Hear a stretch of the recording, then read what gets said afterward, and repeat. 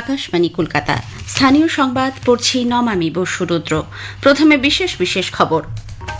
ভারত বাংলাদেশ যৌথ নদী কমিশনের ৮৬তম বৈঠক আজ কলকাতায় শুরু হতে চলেছে। চলতি বছরের প্রথম ২ মাসে দেশের বিভিন্ন সংস্থার তৈরি প্রায় ৩০০ ওষুধ কেন্দ্রীয় ড্রাগ কন্ট্রোলে গুণমান পরীক্ষায় অনুত্তীর্ণ হয়েছে। রাজ্যে শিল্পে বিনিয়োগ আনতে মার্চের শেষ সপ্তাহে ব্রিটেন যাচ্ছেন মুখ্যমন্ত্রী মমতা ব্যানার্জি। অক্সফোর্ড বিশ্ববিদ্যালয়েও তিনি ভাষণ দেবেন। দেউচাপাচামি কয়লা খনিতে খনন কার্যকে ঘিরে জটিলতা সৃষ্টি হয়েছে। কাজ বন্ধ করে দিয়েছেন আদিবাসী মহিলাদের একাংশ। যাদবপুর বিশ্ববিদ্যালয়ের ঘটনায় কলকাতা হাইকোর্ট রাজ্য সরকারকে বিস্তারিত রিপোর্ট জমা দিতে বলেছে।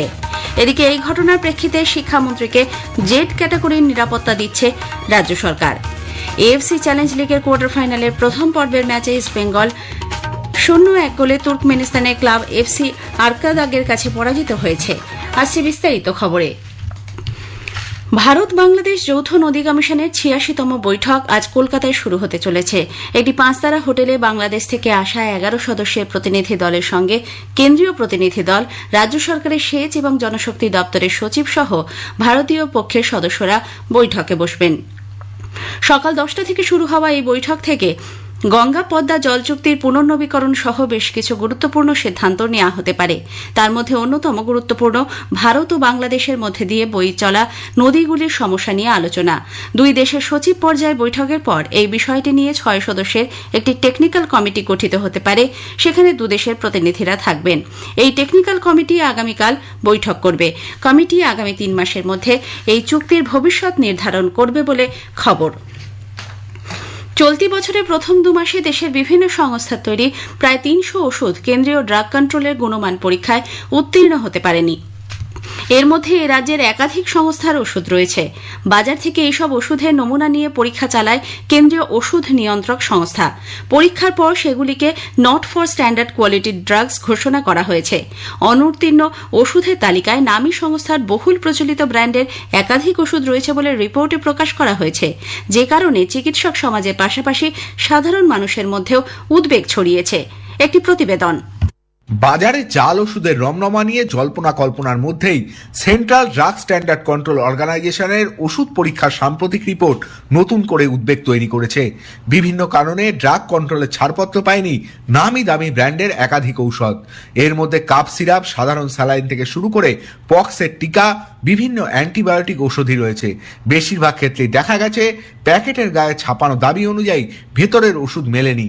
কোনো ট্যাবলেট খাওয়ার পর শরীরে গিয়ে দ্রবীভূত হচ্ছে না। কোনোটায় যে পরিমাণ ওষুধ আছে বলে দাবি করা হচ্ছে তার মাত্রা কম থাকছে।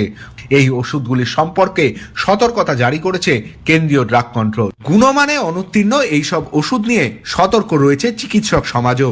বিশিষ্ট চিকিৎসক গৌতম গঙ্গোপাধ্যায় জানালেন, মূলত আমার মনে হয় যেটা ওষুধের যে একটা গুণগত মান থাকা উচিত, সেই গুণগত মানের কোনো পার্থক্য দেখা দিচ্ছে, সেক্ষেত্রে সেই ওষুধ ঠিক মতন কাজ করতে পারে না। ওষুধের অনেক সাইড এফেক্টও দেখা দিতে পারে। ড্রাগ কন্ট্রোলের কাছে আমার অনুরোধ থাকবে এটা যেন র্যান্ডাম স্যাম্পলিং এবং সাডেন ওষুধগুলোর মান চেক করা, যাতে আরো বেশি করে এগুলো ধরা পড়ে। ড্রাগ কন্ট্রোল থেকে বলে দিলেন যে এই ওষুধগুলোর কোয়ালিটি খুব খারাপ, সেইগুলোকে আমরা অ্যাভয়েড করি।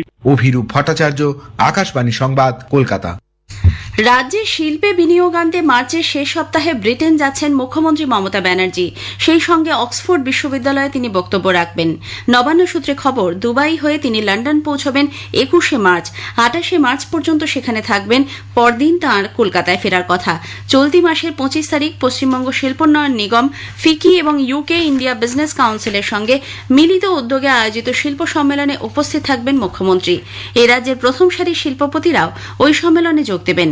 ২৭ তারিখ অক্সফোর্ড বিশ্ববিদ্যালয়ে অ্যালুমনাই অ্যাসোসিয়েশনের তরফ থেকে আয়োজিত অনুষ্ঠানে মুখ্যমন্ত্রীর বক্তব্য রাখার কথা। গত নভেম্বরে বিশ্ব বাণিজ্য সম্মেলনে অক্সফোর্ড বিশ্ববিদ্যালয়ের প্রো ভাইস চ্যান্সেলর জোনাথন মিচেই মুখ্যমন্ত্রীকে আমন্ত্রণ জানিয়েছিলেন। আকাশবাণী কলকাতার সংবাদ বিভাগে ক্যাজুয়াল ভিত্তিক নিয়োগ পরীক্ষার চূড়ান্ত ফলাফল প্রকাশিত। আকাশবাণী সোশ্যাল মিডিয়াতে তা পাওয়া যাচ্ছে। দপ্তরের রিসেপশন এবং নিউজ রুমের নোটিশ বোর্ডেও তালিকা টাঙানো আছে। স্থানীয় সংবাদ শুনছেন আকাশবাণী কলকাতা কেন্দ্র থেকে। আমাদের সংবাদ শোনা যাবে ইউটিউব চ্যানেল আকাশবাণী সংবাদ বাংলা, ফেসবুক ও ইনস্টাগ্রাম আকাশবাণী সংবাদ কলকাতা এবং এক্স হ্যান্ডেল AIR নিউজ কলকাতাতে। বীরভূমের দেউচা-পাচামি কয়লাখনি পরিদর্শনে যাওয়া মানবাধিকার সংগঠনের কর্মীদের গতকাল প্রবল হেনস্থার মুখে পড়তে হয়েছে বলে অভিযোগ উঠেছে। গণতান্ত্রিক অধিকার রক্ষা সমিতি বা এপিডিআর এর পক্ষ থেকে বীরভূমের জেলা শাসকের কাছে এই মর্মে লিখিত অভিযোগও দায়ের করা হয়। কলকাতায় ফিরে সংগঠনের সভাপতি রাংতা মুন্সি আকাশবাণীকে বলেন, তিলপাড়া ব্যারেজ পেরিয়ে শেওড়াকুড়ি মোড়ে প্রায় 150 জনের একটি দল তাদের গাড়ি আটকে দেয় এবং মদ্যপ অবস্থায় গালিগালাজ করতে থাকে। ফাঁকা মাঠ ঘিরে রেখে হুমকি দেওয়া হয় বলে অভিযোগ। এদিকে ঘটনাস্থল থেকে তরুণ পরিবেশকর্মী জুই কোলে আমাদের প্রতিনিধিকে জানান, পুলিশ প্রশাসন মানুষকে ভুল বুঝিয়ে জমি দখলের চেষ্টা করছে। কয়েকদিন ধরে চান্দা ও সাগরবান্দি গ্রামের আদিবাসী মানুষ একত্রিত হয়ে কয়লা খনির কাজ বন্ধ করার জন্য আন্দোলন চালাচ্ছে বলে তিনি উল্লেখ করেন। এখানকার যে আদিবাসী সমাজ 3-4টে গ্রাম মিলে আমরা প্রথমে বাধা দিই ওই কাজে, এবং এখনো পর্যন্ত সেই চরকি চলছে। আমাদের জেলা শাসক, তারপরে ওসি এবং বিভিন্ন সরকারের লোক ক্রমাগত গ্রামের মধ্যে বিভিন্নভাবে অপারেশন নামানোর চেষ্টা করছে। এখনো পর্যন্ত পুলিশ থেকে বারবার থ্রেট দেওয়া হচ্ছে যে তোমরা চরকা তুলে নাও, যদি চরকা না তুলে নাও তাহলে কিন্তু আমরা কড়া ব্যবস্থা নিতে বাধ্য হব। তবুও এলাকার আদিবাসীরা নড়েনি, মহিলারা সামনে থেকে নেতৃত্ব দিচ্ছে। উল্লেখ্য, দেউচা-পাচামিতে খননের কাজ বন্ধ করে গতকাল বিক্ষোভ দেখান সাগরবাঁধি গ্রামে আদিবাসী মহিলাদের একাংশ। তারা নিজেদের ভিটেমাটি ছাড়বেন না বলেও স্লোগান তুলেছেন। এদিকে দেউচা-পাচামির আন্দোলনকারী এবং মানবাধিকার সংগঠনের কর্মীদের উপর আক্রমণের ঘটনার তীব্র নিন্দা করেছে all India lawyers association for justice. সংগঠনের সম্পাদক আইনজীবী দিবাকর ভট্টাচার্য বলেন, খনন কার্য বন্ধ করার পর এলাকায় বিশাল পুলিশ বাহিনী নামানো হয়েছে। গতকাল ইন্টারনেট পরিষেবাও বন্ধ করে দেওয়া হয়। স্থানীয় বাসিন্দাদের সঙ্গে এর ফলে যোগাযোগ করা যাচ্ছে না বলে তিনি জানান। যাদবপুর বিশ্ববিদ্যালয়ে গত 1 মার্চ শিক্ষামন্ত্রী ব্রাত্য বসুকে ঘিরে কি ঘটেছিল সে ব্যাপারে বিস্তারিত রিপোর্ট জমা দেওয়ার জন্য কলকাতা হাইকোর্ট রাজ্য সরকারকে নির্দেশ দিয়েছে। বিচারপতি তীর্থঙ্কর ঘোষ তাঁর পর্যবেক্ষণে জানিয়েছেন, পুলিশের পক্ষ থেকে ওই দিন কোন রকম গাফিলতি ছিল কিনা তা খতিয়ে দেখতে হবে।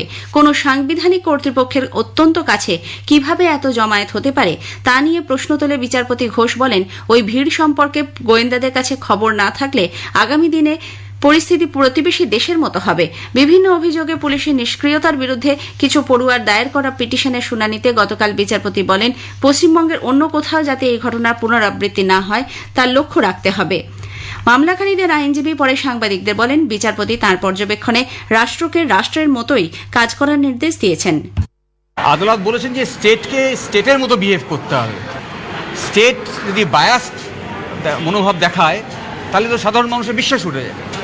ইন্টেলিজেন্স কি করছিল এই ঘটনা যে ঘটল, যেখানে রাজ্যের মন্ত্রী আসছেন, সেই মন্ত্রী তার কাছে ইন্টেলিজেন্সের খবর ছিল কি? তাহলে সেই খবর যদি আপনার কাছে ছিল তাহলে মন্ত্রীকে জানানো হয়েছিল কিনা? যদি মন্ত্রীকে জানানো হয়ে থাকে তাহলে সেই জানানোর পরেও তিনি সেটাকে অমান্য করে গেছেন কিনা? তো এই সংক্রান্ত রিপোর্ট আদালতকে পেশ করতে হবে আগামী 7 দিন পর। এদিকে যাদবপুরে গত শনিবার বিশ্ববিদ্যালয় চত্বরে অশান্তির পর শিক্ষামন্ত্রী ব্রাত্য বসুর নিরাপত্তা বাড়ানোর সিদ্ধান্ত নিয়েছে রাজ্য সরকার। স্বরাষ্ট্র দপ্তর এখন থেকে তাঁকে জেড ক্যাটাগরির নিরাপত্তা দেবে। এতদিন তিনি ওয়াই ক্যাটাগরির নিরাপত্তা পেতেন। মালদার চামাগ্রাম উচ্চ বিদ্যালয়ে গতকাল উচ্চ মাধ্যমিক পরীক্ষা শুরুর আগে পরীক্ষার্থীদের তল্লাশির সময় কয়েকজন পরীক্ষক নিগৃহীত হওয়ার ঘটনায় উচ্চ মাধ্যমিক শিক্ষা সংসদ রিপোর্ট তলব করেছে। প্রাথমিক রিপোর্টের উপর ভিত্তি করে এ বিষয়ে উপযুক্ত ব্যবস্থা গ্রহণ করা হবে বলে সংসদ সভাপতি চিরঞ্জীব ভট্টাচার্য জানিয়েছেন। পশ্চিম মেদিনীপুরের গড়বেতা থানার ব্যানার্জিডাঙ্গা উচ্চ বিদ্যালয় পরীক্ষা কেন্দ্রে এক পরীক্ষার্থীর কাছ থেকে গতকাল মোবাইল ফোন উদ্ধার হওয়ায় তাকে পরীক্ষায় বসতে দেওয়া হয়নি। গতকাল উচ্চ মাধ্যমিকের ইংরাজি পরীক্ষা শুরুর কিছুক্ষণের মধ্যে ওই ছাত্রী ধরা পড়ে যায়। জানা গেছে, গত বছর সে একই বিষয়ে অকৃতকার্য হয়েছিল। এদিকে পশ্চিম বর্ধমানের কোকোভেন থানার ঘুষিকডাঙ্গা এলাকায় গত সন্ধ্যায় এক উচ্চ মাধ্যমিক পরীক্ষার্থীর ঝুলন্ত দেহ উদ্ধার হয়েছে। সরিতা রজক নামে সগরভাঙ্গা হিন্দি হাই স্কুলের ছাত্রী পরীক্ষার পর বাড়ি ফিরে পড়তে বসে কিছুক্ষণ বাদে তার ঝুলন্ত দেহ উদ্ধার হয়। আন্তর্জাতিক নারী দিবসের আগে নারীর ক্ষমতায়নের বিভিন্ন দিক নিয়ে একটি বিশেষ অনুষ্ঠানের আয়োজন করে আকাশবাণী কলকাতা। শক্তি রূপেণ অন্তর্নিহিত শক্তি মুক্তি শীর্ষক এই অনুষ্ঠানে গতকাল অংশ নেন বিভিন্ন স্কুল, কলেজ এবং বিশ্ববিদ্যালয়ের ছাত্রছাত্রী, এনজিও প্রতিনিধি, নাটক, থিয়েটার গ্রুপের সদস্যরা। এই উপলক্ষে আয়োজিত এক আলোচনা চক্রে নিজের অধিকার এবং মর্যাদা প্রতিষ্ঠা করতে নারীকে সক্রিয় হতে হবে এবং নিজেদের আত্মমর্যাদাবোধকে জাগিয়ে তুলতে হবে বলে বক্তারা অভিমত ব্যক্ত করেন। আলোচনায় অংশ নেন অভিনেত্রী সুদেষ্ণা রায়, পদ্মশ্রী প্রীতিকণা গোস্বামী, অধ্যাপক সবুজকলি সেন ও নৃত্যশিল্পী অলকানন্দা রায়। যুবভারতী ক্রীড়াঙ্গনে গতকাল এএফসি চ্যালেঞ্জ লিগের কোয়ার্টার ফাইনালের প্রথম পর্বের ম্যাচে ইস্টবেঙ্গল 0-1 গোলে তুর্কমেনিস্তানের ক্লাব এফসি আরকাদাগের কাছে পরাজিত হয়েছে। খেলার 10 মিনিটে গুরবানভ গোল করেন। প্রথম পর্বে কোয়ার্টার ফাইনালে হারের ফলে ইস্টবেঙ্গলের সেমিফাইনালে ওঠার লড়াই কঠিন হয়ে গেল। শেষ করার আগে স্থানীয় সংবাদের বিশেষ কিছু অংশ আরও একবার। ভারত বাংলাদেশ যৌথ নদী কমিশনের 86তম বৈঠক আজ শুরু হতে চলেছে। রাজ্যে শিল্পে বিনিয়োগ আনতে মার্চের শেষ সপ্তাহে ব্রিটেন যাচ্ছেন মুখ্যমন্ত্রী মমতা ব্যানার্জি। অক্সফোর্ড বিশ্ববিদ্যালয়েও তিনি ভাষণ দেবেন। স্থানীয় সংবাদ শেষ হল।